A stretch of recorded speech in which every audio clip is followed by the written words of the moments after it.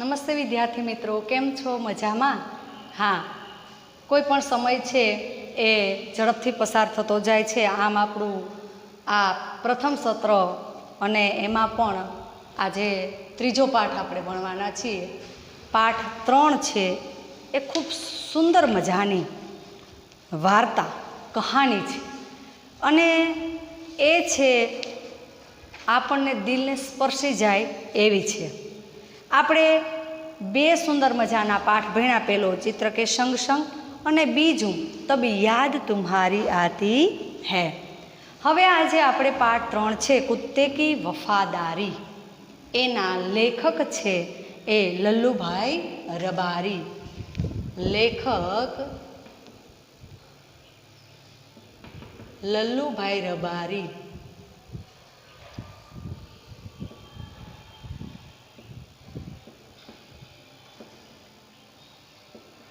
લલ્લુભાઈ રબારીએ સુંદર મજાની પોતાની જે કાંઈ विचारधारा છે એ व्यक्त કરી છે. प्रस्तुत कहानी में लेखक ने अपने स्वामी के प्रति जानवर की वफादारी को उजागर किया है. हाँ, कभी हम ऐसे ही समझ अनसमझ में कई बार भूल कर लेते हैं. जानवर को भी जीने का अधिकार है और जानवर के प्रति बहुत वफादारी करते हुए इस कहानी को लिखा गया है. कभी कभी हम जल्दबाजी में काम करने से पछताने की नौबत आ जाती है. लेखक ने यह बात कुत्ते और बंजारे की इस कहानी के माध्यम से बताई गई है. उत्तर गुजरात के पाटण जिले में राधनपुर नामक का एक छोटा सा नगर है. छोटा सा गांव नगर है. वहाँ एक तालाब भी है जिसके तट पर एक कुत्ते की समाधि. किसकी समाधि? कुत्ते की. हाँ, समाधि अर्थ सब एक स्मारक, किसी की यादों में बनाया हुआ स्मारक, समाधि, और वह भी कुत्ते की. ऐसे शब्द सुनते हुए हमें थोड़ा आश्चर्य होता है, लेकिन यह जानवर जानकर आश्चर्य होगा कि उसके पीछे एक सुंदर और हृदय को हिला देने वाली कथा भी है. देखो, हम जब कोई कार्य करते हैं तो सोचते नहीं हैं. अभी इधर इस कहानी को पढ़कर समझकर हमें पता चलेगा कि कोई भी घटना हो तब हम पहले सोच समझकर ही कार्य करना चाहिए. पुराने ज़माने में व्यापार का सामान लाने ले जाने का काम बंजारा करते थे. कौन करते थे? बंजारा. एक एवी चित्र जाति है, एक सब हमारे ज्ञातियों में जातियों में जाति है. एक बंजारा था. वह अपने ऊँटों पर गांव का माल सामान लाद कर शहरों में ले जाता था. कहाँ ले जाता था? शहरों में ले जाता था. और वहाँ से मिश्री, गुड़, मसाले आदि भरकर गांवों तक ले आता था. अब अपने ऊँटों पर इधर गांव में से शहर में से गांव, ऐसे ऊँट पर अपना सामान पूरा ले जाता था और ले आता था. लाखों का व्यापार करता था. कितना? लाखों का. इसलिए लोग उसे लाखा बंजारा कहते थे. क्या कहते थे? लाखा बंजारा कहते. लाखा के पास एक सुंदर कुत्ता भी था. कुत्ता बड़ा वफादार था. रात को वह बंजारे के पड़ाव की रखवाली करता था. अगर कोई चोर लुटेरे पड़ाव की तरफ आते हुए दिखाई देते तो कुत्ता भौंक भौंक कर उनको भगा देता था. बंजारा अपने कुत्ते की वफादारी से बहुत खुश था. हाँ बच्चों, हम कभी कभी देखते हैं तो कोई कुत्ते को पालते हैं, लेकिन कुत्ता बहुत वफादार प्राणी है. इधर बंजारा भी यह कुत्ते को बहुत वफादार प्राणी समझकर वह कभी ऐसे ही पड़ाव डालते थे, कहीं रात रुकते थे तो कोई चोर लुटेरे उनके ऊँटों पर सामान भरा हुआ रहता था. कोई चोर लुटेरा आ जाए तो उनको दूर भगा देता था. और इस वफादारी कुत्ते से बंजारा भी बहुत खुश था. एक बार क्या हुआ? एक बार बंजारा व्यापार में मार खा गया. मार खा जाना यानी बहुत बड़ा नुकसान हो जाना. बहुत बड़ा नुकसान हुआ। कोई भाव बढ़घट हो गया और बंजारे को बहुत नुकसान हो गया और उनको रुपयों की ज़रूरत पड़ी, पैसों की ज़रूरत पड़ी। वह राधनपुर के एक सेठ के पास पहुंचा। उसने अपनी बात बताई। राधनपुर के एक बड़े सेठ थे, उनके पास से वह पैसे ऐसे ले वे दे करते थे। तो उनके पास जाकर अपनी पूरी बात बताई कि सेठ जी, मुझे अभी अभी थोड़े पैसे की मदद चाहिए, इसलिए उसने हाँ कहा। सेठ ने हाँ कहा, रुपये तो मैं दे दूंगा, मगर उसके बदले में तुम क्या गिरवी रखोगे? सेठ ने पैसे देने के लिए, रुपये देने के लिए हाँ कहा, लेकिन क्या कहा कि तुम मेरे पास कोई गिरवी एक चीज रख के जाओ। बंजारा तो मुश्किल में हो गया। लाखा बोला कि सेठ जी, मेरे पास तो फूटी कोड़ी भी नहीं है। फूटी कोड़ी न होना यानी कुछ भी न होना, क्या होना? अत्यंत गरीब होना। अब मेरे पास देने के लिए कुछ है ही नहीं। सेठ जी, मेरे पास फूटी कोड़ी भी नहीं है, मैंने व्यापार में सब कुछ खो दिया है।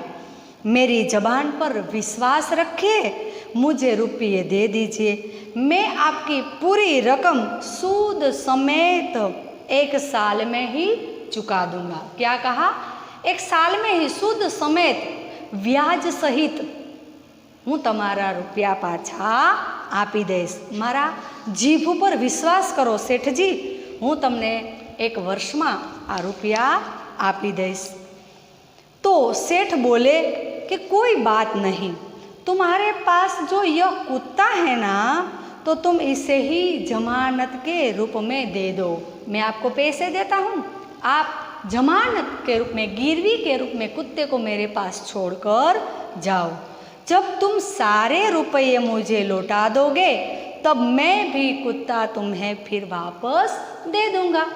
सेठ जी ने कहा कि तुम्हारे पास देने के लिए और कोई नहीं है तो कोई बात नहीं, लेकिन यह कुत्ता जो है वह मेरे घर पर छोड़कर जाओ। बंजारे को बहुत दुख हुआ, लेकिन क्या करे, कुत्ते को देने में उनको बहुत दुख हुआ, मगर कोई चारा भी नहीं था। चारा न होना यानी कोई उपाय न होना। उनके पास कोई उपाय ही नहीं था कुत्ते को रखने के सिवा। रुपये लेकर वह चला जाता है, कुत्ते को वहाँ गिरवी रख देता है। अब कुछ दिन तो ऐसे ही बीत गए। लाखा बंजारा भी व्यापार करने के लिए चला गया। एक बार सेठ के यहाँ चोरी हो गई। घर में क्या हुआ? रात को चोरी हो गई। कुत्ते ने चोरों का पीछा भी किया और दूर जंगल में जाकर चोरों ने सारा माल सामान ऐसे जमीन में गाड़ दिया। चोरों को लगा अब रात में कौन देखने वाला है। इधर जंगल में जाकर उसने क्या कहा, बड़ा सा गड्ढा खोदा और उसमें पूरा धन छुपा दिया। फिर वहाँ से चोर लोग हैं वह 9, 2, 11 हो गए, यानी वहाँ से भाग चले। कुत्ता वहाँ भौंक भौंक कर सेठ को बताने लगा। अब सुबह हुई तो सेठ जी को पता चला मेरी तिजोरी में 1 भी रुपया नहीं है, सारा माल चोरी हो गई, चोर चोरी करके ले गया। कुत्ता है वह बहुत वफादार था, रात को चोर के पीछे देखने के लिए गया था। सुबह उठते ही उसने सेठ की धोती खींच ली, दुकान को तोड़कर माल उठा ले गया है। सेठ तो हक्का बक्का हो गया, एकदम आश्चर्यचकित हो गया। कुत्ता सेठ की धोती पकड़कर आगे खींचकर बताता है, चलो मुझे पता है चोरों ने कहाँ धन छुपाया है। सेठ कुत्ते के पीछे चलने लगे। जहाँ चोरों ने माल छिपाया था वहाँ जाकर कुत्ता अपने पैरों से मिट्टी खोदने लगा। थोड़ा ही खोदने पर सब सामान निकल आया। सेठ तो खुश हो गए। सेठ की खुशी का कोई पार न रहा।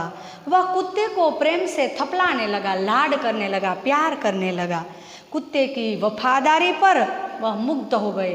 मुग्ध होना यानी मोहित होना, एकदम मुग्ध हो गए।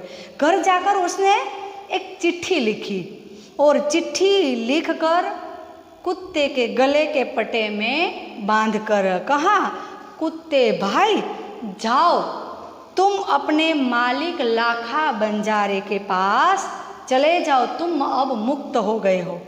कुत्ता तो बहुत खुश हो गया और अपने मालिक से मिलने के लिए जल्दी जल्दी भागने लगा।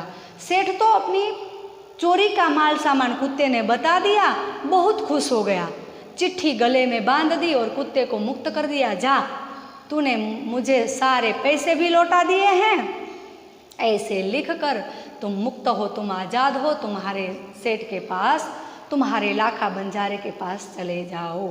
આમ ચિઠ્ઠી લખી અને કૂતરાના ગળામાં બાંધી કૂતરો પણ એના માલિકને મળવા માટે દોડ્યો જાય છે। પાઠ થોડોક મોટો છે, આગળના તાસમાં હું પૂર્ણ કરાવીશ। આ પહેલાં જ તાસમાં તમારે એના શબ્દાર્થ, મુહાવરે અને કહેવત જે આપેલી છે એ તમારે પહેલાં ફેરનોટમાં લખવાની રહેશે। આવજો બાળકો।